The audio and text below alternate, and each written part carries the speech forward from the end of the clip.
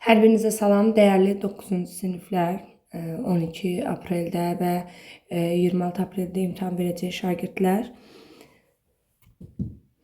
İlk öncə ümid edirəm hər şey sizin üçün yaxşı olar.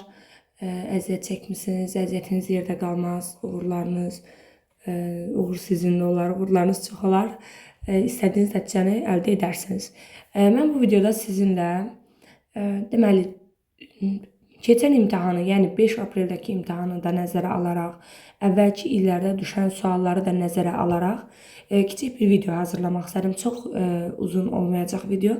Burada belə deyim, hansı suallar 12 apreldə düşmə ehtimalı var, hansı suallar qarşımıza çıxa bilər, hansı qaydalar qarşımıza çıxa bilər. Mən bu qaydaları sizinlə bölüşəcəm. Bəzi qaydaların sadəcə adını deyəcəm. Yəni bu belə deyim, istənilən qayda kitabında standart şəkildə bunların düsturları olsun, qaydaları olsun, var. Yəni siz onları hansılara daha çox diqqət eləməlisiniz, hansı qaydalara daha çox diqqət eləməlisiniz, məhz onları göstərəcəm sizə. Bu kimi videolarım əvvəldən var kanalımda, onları da tapıb izləyə bilərsiniz. Vaxt itirmədən başlayaq, belə deyim sizə. Məsələn, hər il imtahanda təkrarən düşən, hər il istifadə olunan kub və paralelepipeddir. Paralelepiped, baxın, birinci belə deyim, qayda. Məsələn, kub və paralelepiped. Deməli, bunların düsturlarını əzbərləmək lazım. Yəni əzbər bilmək lazım. Hansı ki, kubun və paralelepipedin tam səthinin sahəsi, yan səthinin sahəsi, həcm sahəsi, daha çox həcm düsturu, sonra məsələn diaqonalının düsturu, bu yəni istifadə olunan sualdır. Böyük ehtimalla istifadə olunacaq. Kubun diaqonalı A kök altının ölçü tərəfi A olan, bunları öz qayda kitablarınızdan baxıb izləyə bilərsiniz.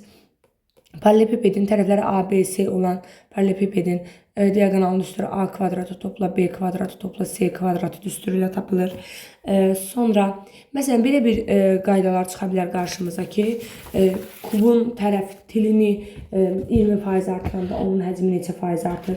Bu tip suallara diqqət etməlisiniz. Məsələn, o zaman kubun tilini A bərabərdir 10 götürürsünüz. Bu zaman həcmi tapırsınız ki, həcmimiz 1000'dir. Deyir 20% artanda A bərabərdir 10'u 20% artırdıqda 12 olur. Bu zaman həcmimiz də 12'nin kubu. Buradan tapıb neçə faiz artdığını, neçə dəfə artdığını və yaxud da ki, tam səthinin sahəsini istəyərsə, tam səthinin sahəsini tapırsınız. Yəni bu şəkildə. Bu tip sualda qarşımıza çıxa bilər. Daha sonra nə istəyirəm? Görüm, nümunə sual varsa ona uyğun. Yaxşı, daha sonra fiqurların sahəsinə diqqət etməliyik. Bəli, bir dəqiqə indi burada məsələn kuba aid. Məsələn, bizə deyək tam səthinin sahəsi 294 olan, tam səthinin sahəsi 294 olan kubun bütün tillərin uzunluqları cəmini tapın. Tam səthin sahəsi 6A kvadratıdır. Bu da 294'dür. A kvadratı bərabərdir. Deməli 294'ü böləcəyik 6'ya. Burada olacaq 49. A bərabərdir 7 olacaq. Bilirik ki, kubun 12 tili var. A deməli yəni 12'ni, daha doğrusu 7'ni vuracaq 12'yə. Və bütün tillərinin cəmini tapmış olacaq. Bu tip suallar, mən bunu deməli 9 illik 20 sınaq kitabından götürdüm bu sualı. Orada da siz baxıb izləyə bilərsiniz. Daha sonra kubdur, paralelepiped, yəni bu tiplərə, bu deməli qaydalara diqqət edin, bu mövzulara. Sonra ikinci, üçbucaq. Üçbucaqdan çox sual düşə bilər. Yəni üçbucaq özünüz bildiyiniz kimi çox yəni rəngarəng bir, çox dərin mövzudur. Yəni orada məsələn əsasən düzbucaqlı üçbucağa diqqət edin. Düzbucaqlı üçbucağın düzbucaq təpəsindən çıxan deməli düzbucaqlı üçbucağın düzbucaq təpəsindən çıxan medianı qarşı tərəfi yarıya bölür, özdə qarşı tərəfin yarısına bərabər olur.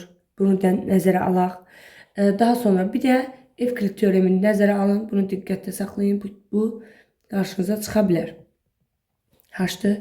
Bura m'dir, bura n'dir. H bərabərdir kök altında mn. Yəni düz bucaq təbəsinə çəkilən hündürlük hipotenuzu hansı hissələrə bölürsə, hündürlük həmin hissələrin hasilinin kök altına bərabərdir. Yəni burada deyir, həndəsə ortasına bərabərdir. Daha sonra belə üçbucaq haqqında, yəni ümumiyyətlə üçbucaq yazıram. Bunu buradan baxaraq üçbucaq. Deməli, videonu saxlayaraq açıb, yəni bunu təkrar edə bilərsiniz və yaxud da ya da ki, bunları qeyd edib, bu qaydaları sabah imtahana qədər təkrarlaya bilərsiniz. Daha sonra hərəkət və oxşarlıqdan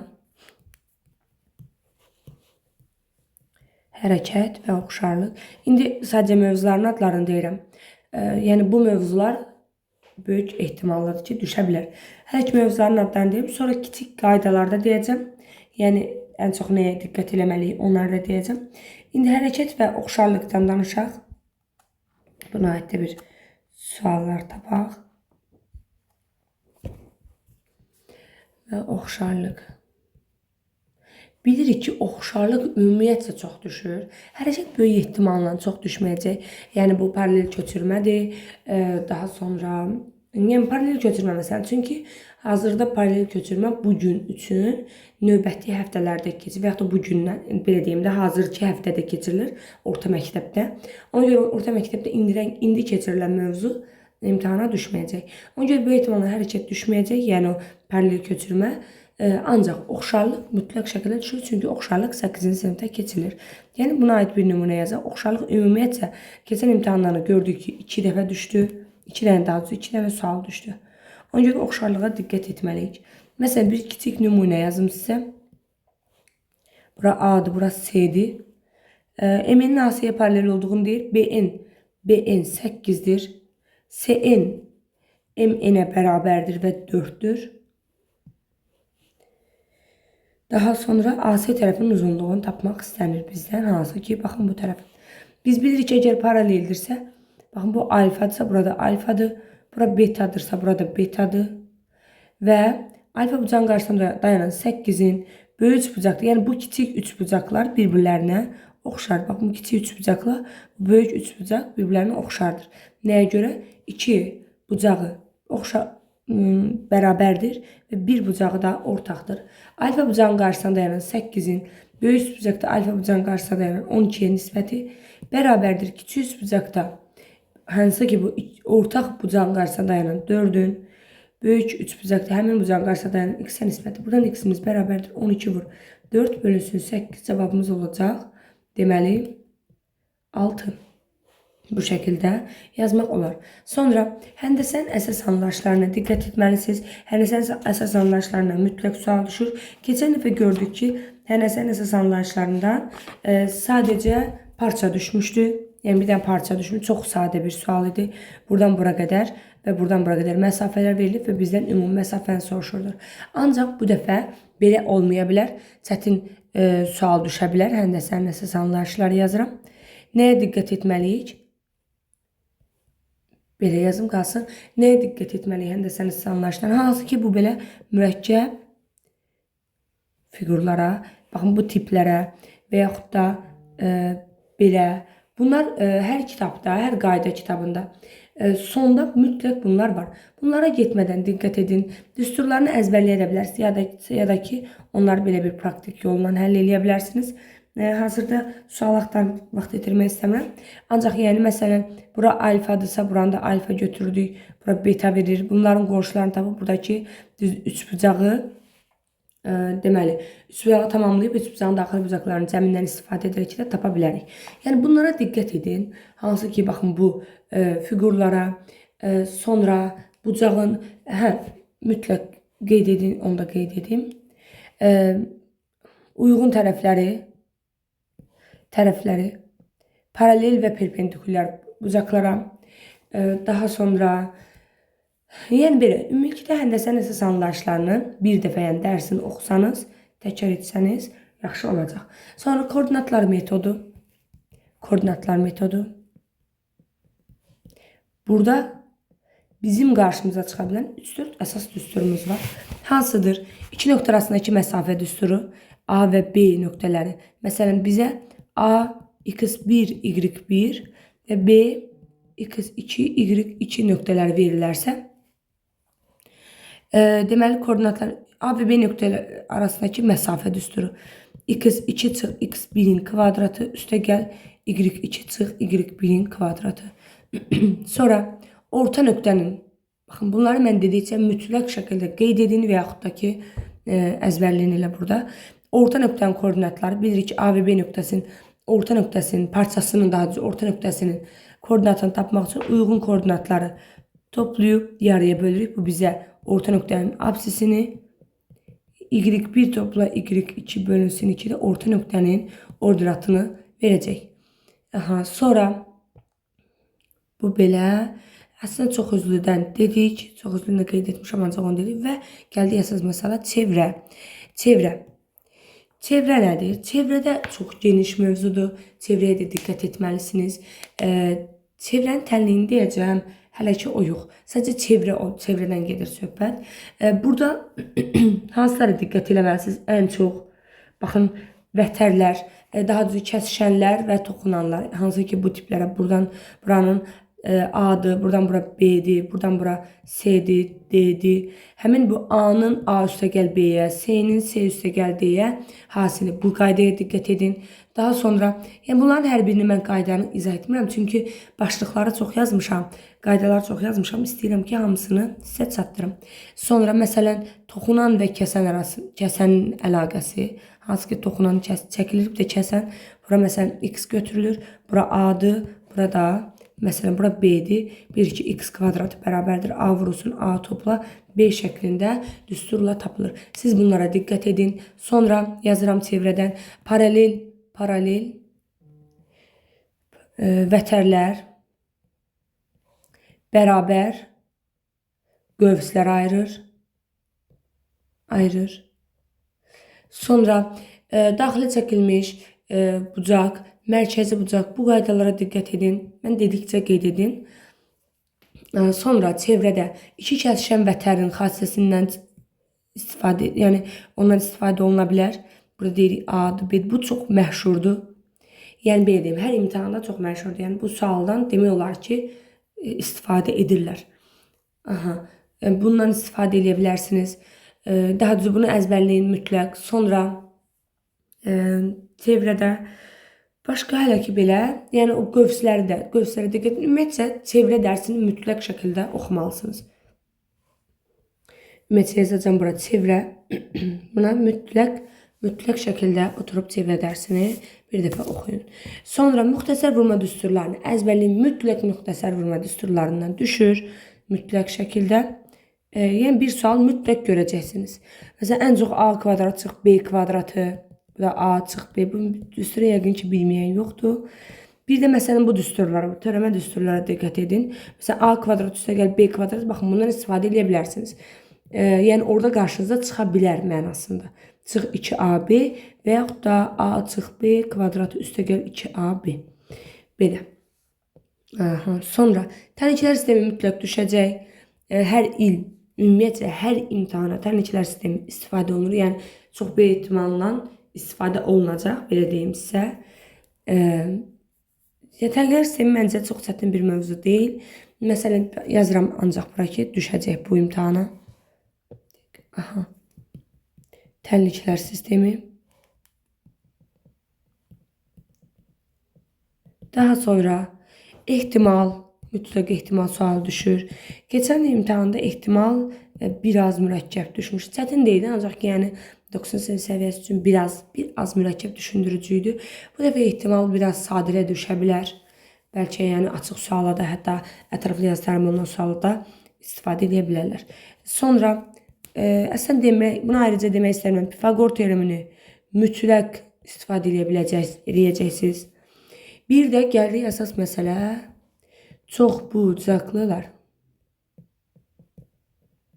Əsasən, çox bucaqlılar imtahanda bir-birləri ilə əlaqəli düsturlarda düşür. Necə? Məsələn, deyir ki, daxili bucaqlarının cəmi 1080 olan qabarıq çox bucaqlının diaqonallarının sayını tapın. Deməli, biz burada 2 dənə düsturdan istifadə edirik.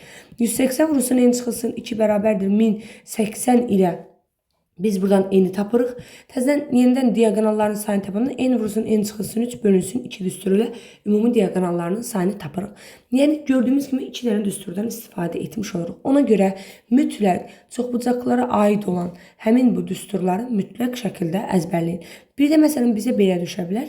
Deyək ki, çoxbucaqlının bir xarici bucağı məsələn 36-dır. Onun daxili bucağını tapın.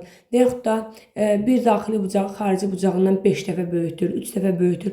Bu kimi suallar da çıxa bilər. Onlara da diqqət edin. Yəni yaddaşınızda olsun. Baxın, mən bu tip suallar dedikdə əslən 99 illik test kitabı əlinizdə var. Onları oradan axtarıb eyni sualların oxşarlarını tapıb həmin dəqiqə işləyə bilərsiniz. Sonra başqa demək istədiyim əlbəttə var. Paralelogramın sahə düsturları diagonallarla əlaqəli. Məsələn, D1 vur D2 böl 2 bu rombdadır. Deməli, rombun yazın belə ümumiyyətlə. Çünki bunlar çox da hər birini yaza bilməyəcəm. Rombun, paralelogramın sahə düsturları, üçbucağın sahə düsturu, ümumiyyətcə fiqurların sahəsinə baxın, sahə düsturlarına baxın, ümumiyyətcə sahə düsturlarına hamısına baxın. Sonra məsələn dairənin sahə düsturuna baxın. Çevrəni oxuyanda özünüz içərisində görəcəksiniz. Sonra məsələn paralelogramda mən deyirəm onu yazmıram. Siz mən deyəcək ehtiyac olarsa yazarsınız. Böyük tərəfə çəkilən hündürlük kiçik, kiçik tərəfə çəkilən hündürlük böyükdür. Bu qaydadan çox geniş istifadə olunur testlərdə. Necə istifadə olunur? Məsələn deyir ki, paralelogramın bir tərəfi 10-dur, bu digər tərəfi 20-dir. Kiçik hündürlüyü məsələn 5-dir, böyük hündürlüyünü tapın. Biz bilirik ki, kiçik tərəfə çəkilən hündürlük böyük, böyük tərəfə çəkilən hündürlük kiçikdir. Əgər kiçik hündürlük 5-dirsə, deməli bu böyük tərəfə, yəni 20 olan tərəfə çəkilib. Və biz bilirik ki, 20-nin 5-i hasili bərabər digər tərəfin həmin tərəfə çəkilən hündürlüyü hasili. Yəni A vurulsun HA bərabərdir B vurulsun HB. Bu düstur geniş istifadə olunur. Buradan isə H-ı 10 tapa bilərik. Yəni bu şəkildə. Sonra deməli, nəyə diqqət etməlisiniz? Mən əslində 2 saat çevrənin tənliyini deyəcəm. Hələ ondan əvvəl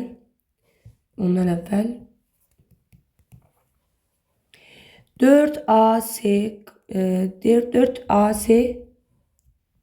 çıxılsın B kvadratı bölünsün 4A düsturu. Bu bizə funksiyanın ən böyük funksiyanın və yaxud da ki 3 hədlinin ən böyük, ən kiçik qiymətini verir.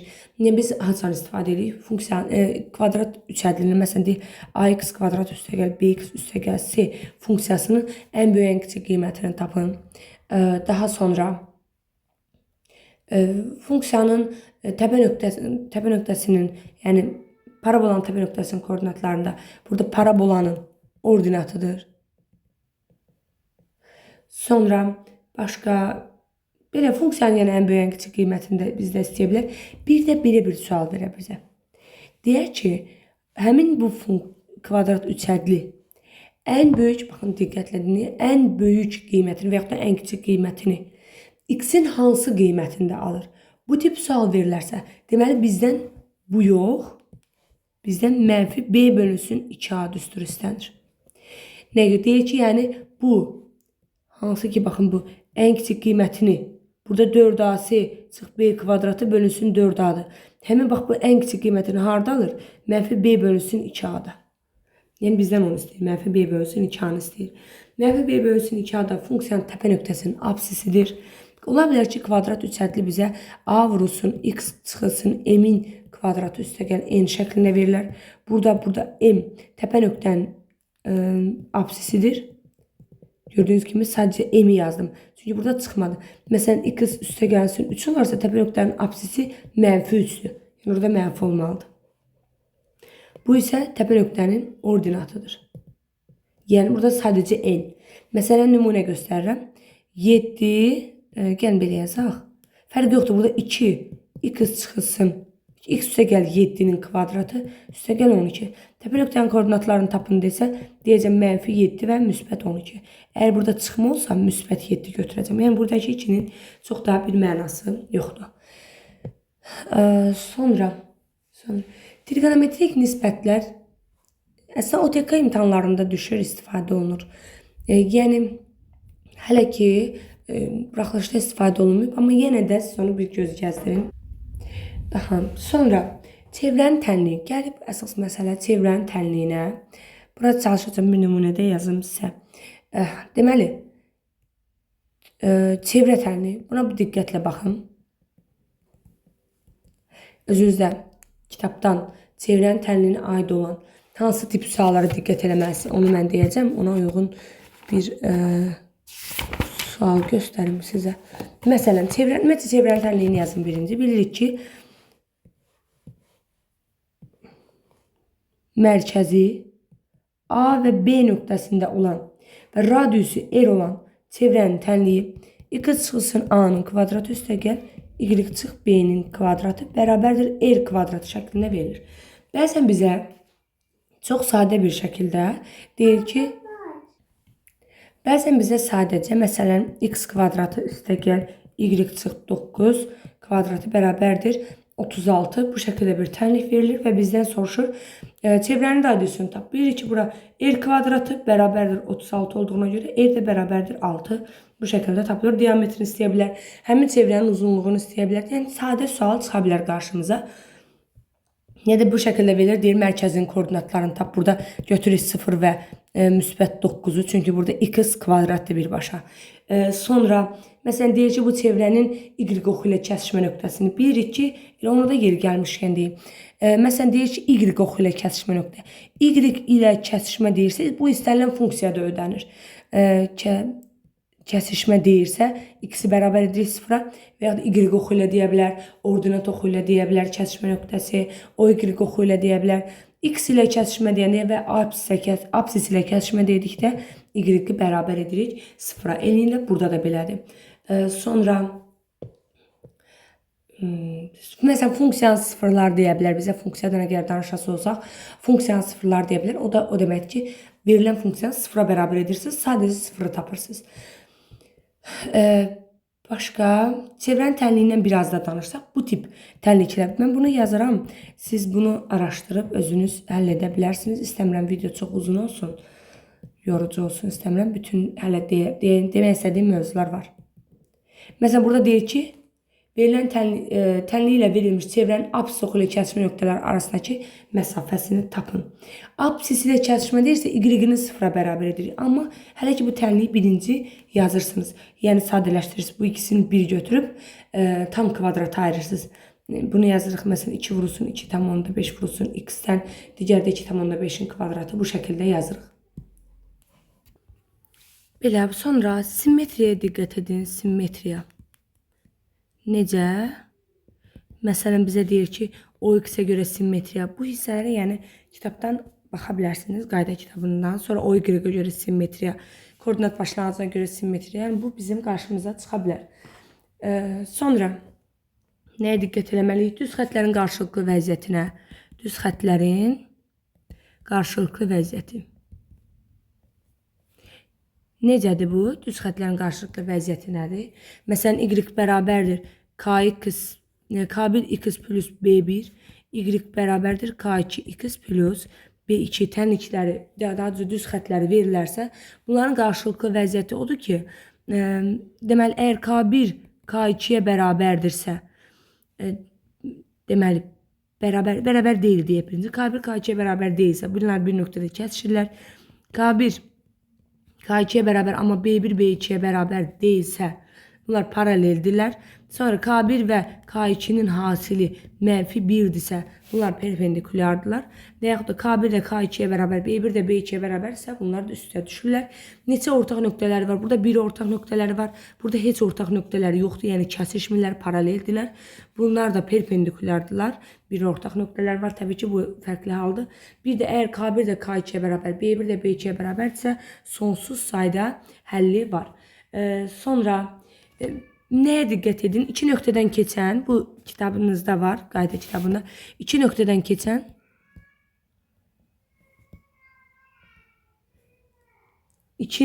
keçən düz xəttin bucaq əmsalı. Əmsalının tapılması. Buna diqqət edin. Sonra D1-in kvadratı üstə gəl D2-nin kvadratı bərabərdir 4A kvadratı. Bu rombda ödənir. Rombda diagonalların kvadratları cəmi tərəfin kvadratlığının 4 mislinə bərabərdir. Bu paralelogramda da belə ödənir. D1-in kvadratı üstə gəl D2-nin kvadratı bərabərdir 2 vurulsun A kvadratı üstə gəl B kvadratı düsturu ilə tapılır.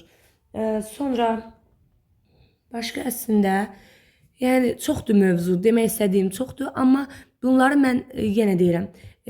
Hamısını tək-tək izah eləyəsi olsam video 1 saatı keçər. Siz yenə də hissə-hissə dayandıra-dayandıra baxıb həmin hissələrə diqqət eləyə bilərsiniz. Kitabınızdan da həmin hissələri işləyə bilərsiniz. Yəni oxuya bilərsiniz. Əgər mən burada dediklərimdən biri sabah imtahanda qarşınıza çıxsa, yaza bilsəz, yazsaz, yazmasaz da inşallah yazarsınız. Bu videonun altında rəydə yazarsınız ki, bəs müəllimə, yəni istifadə olundu bu suallar. Hər birinizə uğurlar. Ümid edirəm özünüzü harda görmək istəyirsiniz, həmin orada görərsiniz. Nə qədər bal toplamaq istəyirsinizsə, həmin balı toplayarsınız. Siz imtahandan dəyərlisiniz. İmtahan sadəcə həyatınızın bir dönəmidir. Özünüzə yaxşı baxın, hələlik.